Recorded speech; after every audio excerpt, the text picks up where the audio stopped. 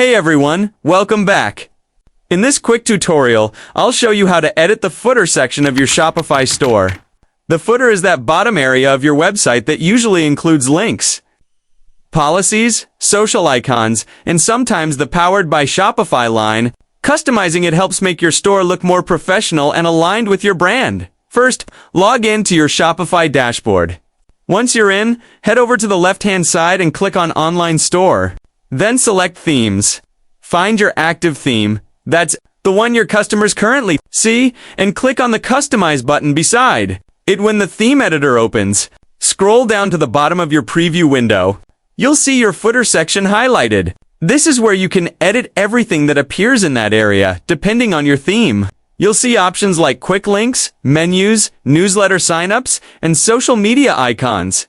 To edit any of these, simply click on the specific section you want to change. For example, if you want to adjust your quick links, click on the footer menu or menu section, then select the menu you'd like to show.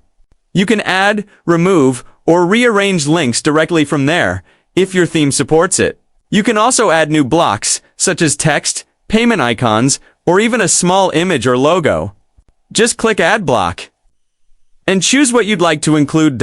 To update text like your store's contact info or copyright message, look for a text block or rich text section in your footer settings.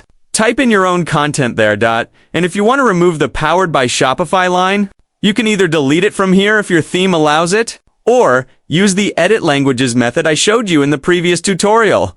Once you've made all your changes, don't forget to click Save at the top right corner.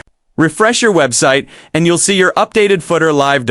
And that's it. You've just customized your Shopify footer to better match your brand. A clean, well-organized footer gives your store a polished finish and makes navigation easier for your customers. Thanks for watching. If this tutorial helped you out, make sure to check out my other Shopify guides to learn how to tweak every part of your store like a pro.